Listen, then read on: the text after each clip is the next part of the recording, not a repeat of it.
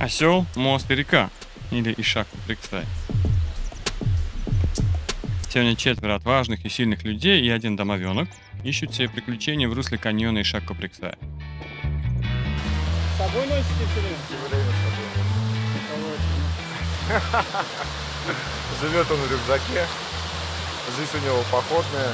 Так и называется Кузя за Travel. Как вы думаете, для кого маршрут? Кто потянет такой маршрут? Потянет маршрут тот, кто очень любит горы, выносливость, спортивный задор и, и интерес, конечно, любовь к горам нашим узбекским.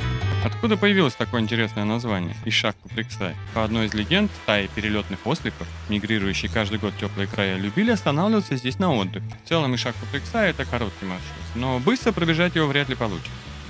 Вдоль Сая вас ждет множество водных преград, узкие скальные карнизы и карабканье по каменным завалам.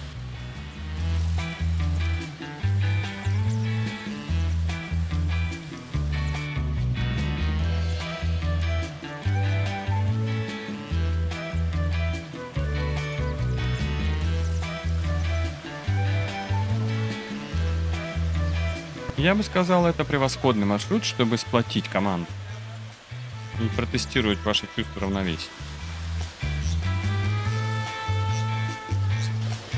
Некоторые участки пройти без помощи товарища очень сложно.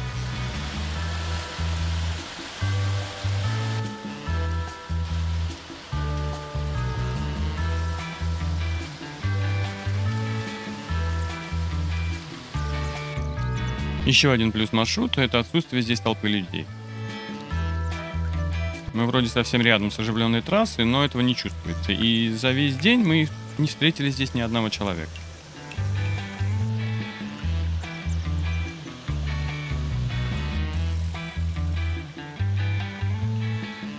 Правда, постоянно наталкивались на свежий пластиковый мусор. Бросать мусор на природе — это не камильфо, это очень плохо. Это сильно портит вашу карму. Уносите, пожалуйста, все пластиковые отходы с собой обратно в город. Вода в Ишак-Куприксае глинистая и теплая. Какую-то часть пути нам удалось пройти, балансируя и перепрыгивая реку по камням, но потом все равно пришлось лезть в воду.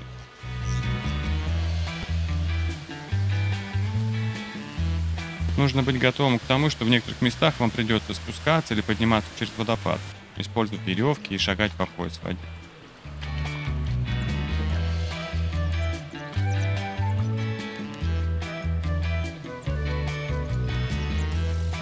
Ишак-Куприксай рядом с Ташкентом, но столько всего необычного и интересного для глаз. В некоторых местах река подмыла породу, и обвалившаяся гора вываливает в реку древние ракушки. Стены этого каньона в разных местах разного цвета. Цвет зависит от того, какие породы его образуют. Тор и марганец дают горы с фиолетовым цветом, а красный цвет из-за того, что в породе содержится много окисного железа. Вообще, как говорят ученые, горы Тянь-Шаня 400 миллионов лет назад были древним океаном, который был по размеру даже больше, чем нынешний Индийский океан. И по мере того, как тектонические плиты двигались навстречу друг другу, древний Туркестанский океан закрывался и в итоге исчез совсем. А вместе столкновения этих тектонических плит и образовались горы Тянь-Шань. Горами наверх поднялись и небольшие участки этого исчезнувшего древнего океана, именно поэтому тут можно найти столько древних ракушек. Когда вы идете в горах, ваша безопасность в первую очередь зависит от вашего здравого смысла, вашей подготовки и постоянного наблюдения за окружающей средой. Когда вы в ущелье, нужно помнить, что здесь случаются обвалы и оползни, и возможно наводнения. А во время наводнения уровень воды в любом каньоне поднимается внезапно и очень быстро, в течение буквально минуты или даже секунд. Уровень воды может подняться больше, чем на 3 метра, и прохладный ручеек, по которому вы только что беззаботно шлепали, внезапно становится стремительной и смертельной горной рекой. Мой совет: если сегодня грозит непогода, то не заходите в узкий каньон, идите поверху. А если вы уже идете в ущелье и слышите звуки далекого грома, или вдруг увидели, что вода помутнела в реке, появился плавающий мусор, течение усиливается и уровень воды поднимается, то немедленно уходите из каньона наверх. Подъем вашей группы даже на несколько метров может спасти вам жизнь.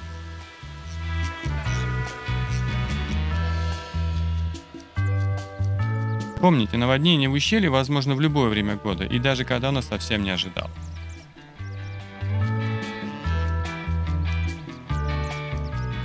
Ну как, не тяжело было? Отлично. Точно? Да, точно. Что-то взгляд у вас уставший. Взгляд. Сейчас будет отличный взгляд. Места интересные, красиво, необычно. А мы вот уже дошли до обзорной точки, в которой открывается прекрасный вид на Червакское водохранилище. Хорошо видны пирамиды и Субхана, и окружающие горные пики. И теперь, я думаю, нам уже пора домой. Так что на сегодня, наверное, это все. Ах да, я совсем забыл сообщить вам, где же находится этот мост летающих осликов. Представьте себе, Червакская плотина. Проезжаем ее с правой стороны, едем в сторону пирамид. И самый первый мост и будет Ишак-Куприксай. Ну, вроде теперь все вам рассказал, всем поделился. И буду очень рад услышать ваши комментарии, пожелания и отзывы по этому видео. Ну и пожалуйста, сидите дома, никуда не ходите. А мы будем путешествовать и снимать для вас разные интересные сюжеты. Ну пока.